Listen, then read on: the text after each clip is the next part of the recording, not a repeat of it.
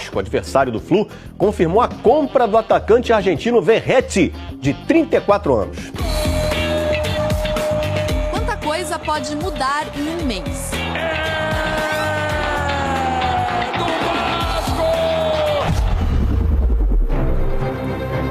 No começo de agosto, o cenário no Vasco era de pessimismo.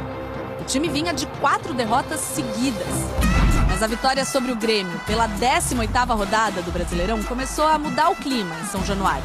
E um dos líderes dessa virada tem nome: Verratti. O passe é bom, o cruzamento pro Verratti! O Vasco é pra quem acredita! O jogo marcou a estreia de Pablo Verratti, que ajudou o Vasco a garantir os primeiros pontos em São Januário em todo o campeonato. Um mês depois, o argentino segue em alta e participou de todos os gols marcados pelo time desde então. É sempre bom quando a gente chega e consegue se adaptar rápido. E foi isso que aconteceu comigo aqui. Eu tô sendo útil, marcando gols e recebendo um carinho muito grande da torcida. Nos empates diante de Bragantino e Bahia, 2 pênaltis convertidos por ele. E contra o Atlético Mineiro, no Maracanã, Serginho marcou no rebote depois do cabeceio do camisa 99. Verratti parece se sentir em casa, ainda mais agora que a mulher e o filho também desembarcaram no Rio. A situação do Vasco na tabela ainda é delicada. Com um jogo a menos, são 5 pontos de diferença para o primeiro time fora da zona do rebaixamento. Mas para quem só tinha 2 vitórias no Brasileirão, vencer mais 2 vezes no intervalo de um mês mostra melhora. A torcida passou a acreditar na recuperação e a acreditar em Pablo Verratti. A gente nota, sim, uma melhora clara do time nas últimas rodadas. Estamos evoluindo. Temos 17 finais pela frente e é assim que temos que encarar cada jogo. Só desse jeito vamos conseguir nosso objetivo no Brasileirão. O Vasco vive aí um impasse com a Justiça do Rio de Janeiro. E no meio de tudo estão São Januário e a comunidade da Barreira do Vasco. Um casamento de longa data.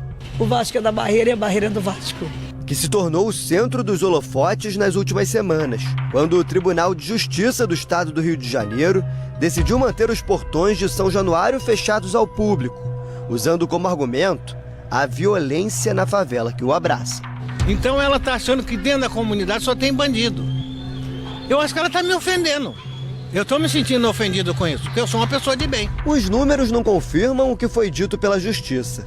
O aplicativo Fogo Cruzado, que mapeia as ocorrências de tiroteio, registra que nos últimos 2 anos, apenas 14 dos 4.057 casos relatados no Rio aconteceram na favela vizinha ao estádio, ou seja, menos de 1%. A comunidade Barreira do Vasco foi fundada na década de 30, quando o então presidente da República, Getúlio Vargas, cedeu à Igreja Católica terrenos nesta região, com o objetivo de abrigar pessoas que passavam necessidade. Naquele tempo, os vascaínos já tinham se unido para construir o maior estádio da América do Sul até então, o único de um clube grande do Rio, localizado na Zona Norte. São Januário precisou ser levantado para o Vasco voltar a disputar a elite do futebol carioca. Àquela altura, o clube já não jogava mais a principal liga, após se recusar a excluir atletas pretos, pobres e não letrados da equipe. O estádio do Vasco está próximo a uma favela, Zona Norte, e é o único estádio, né? Eu falo, não é estádio, clube, né? Vamos falar, o Clube do Vasco da Gama, né? Ele é onde? Na Barreira do Vasco. Então eu acho que isso mostra muito. Mostra que, assim, a força do torcedor, a força do favelado, a força do trabalhador. De lá pra cá, a relação só cresceu. Já são quase 100 anos lado a lado. E tem gente que acompanhou toda essa evolução de pertinho. José é um dos moradores mais antigos. Está há 72 anos na Barreira. Criança, eu vivia na piscina do Vasco, eu não saía de lá, eu criei ali dentro, era meu parque de diversão. Assim como ele, muitos outros vizinhos têm o clube como quintal de casa. Tem exemplo aqui do meu sobrinho, que joga no Vasco, Ryan. Ele chegou aqui com 4 anos de idade. Aí ele ficou comigo aqui mais ou menos uns 2 anos. Aí passou um anjo aqui do Vasco, viu ele jogando e levou ele pra lá. O Ryan é hoje uma das principais promessas do futebol cruzmaltino. Tem uma multa rescisória de 425 milhões de reais. e serve de inspiração para muitos outros meninos que pisam nesta quadra. Queria jogar no Vasco, sou vascaíno. Mas não é só a barreira que atravessa a rua para frequentar o estádio. O caminho contrário também acontece, como na Páscoa desse ano. Volta e meia, o Vasco faz promoção aqui, distribui camisa para quem quer a camisa do Vasco. Ela incentiva o pessoal no esporte. No último domingo, o amor foi demonstrado em forma de abraço. Mesmo com o time jogando na Bahia, a mais de 1.600 quilômetros de distância, e sem poder pisar na arquibancada de São Januário, o torcedor foi assistir a partida na Barreira. Aqui eu me sinto em casa, entendeu? Até às vezes mais em casa do que minha casa, entendeu? Aqui eu me sinto bem, entendeu? Todo mundo, toda a torcida vascaína se sente bem. Barreira do Vasco representa muito pra gente, é uma coisa assim que não tem perigo, não tem nada que o poder público esteja falando contra que seja plausível. Amedrontada nem um pouco, me sinto muito feliz, muito bem aqui. Tá muito perigoso, eu vim aqui para ajudar o Ministério Público, né?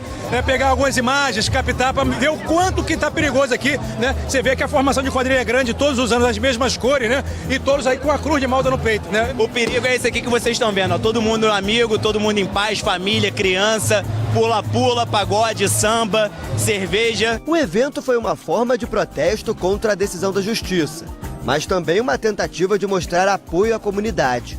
Desde que os jogos deixaram de ter público, o lucro do comércio na região caiu em 60%.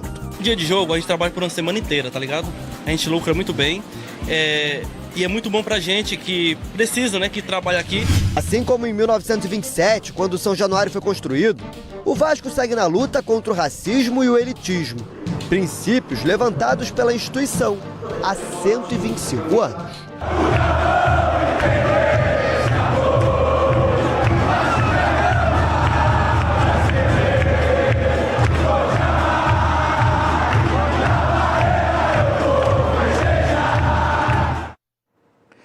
É o Vasco, né? O Vasco é uma história, né, a serviço do futebol, né? Então, por isso que eu fico muito preocupado quando há qualquer tipo de determinação que generalize a questão de que há violência, de que só tenha vagabundo por lá.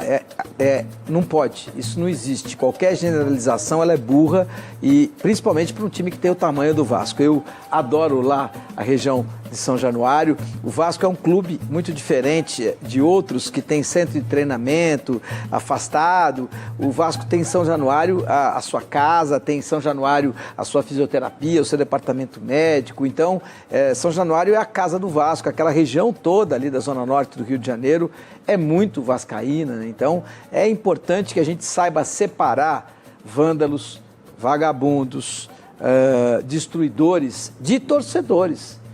Os caras que participam de atos de vandalismo, eles não são torcedores, eles são vândalos. E aí você tem ali o que a gente acabou de ver na matéria, os torcedores do Vasco, a família do Vasco, aquilo que verdadeiramente representa o Vasco da Gama. E que para esses torcedores também precisa melhorar a segurança, tanto que o Vasco apresentou um termo de ajustamento de conduta para melhorar a segurança no estádio, que não recebe público desde 22 de junho.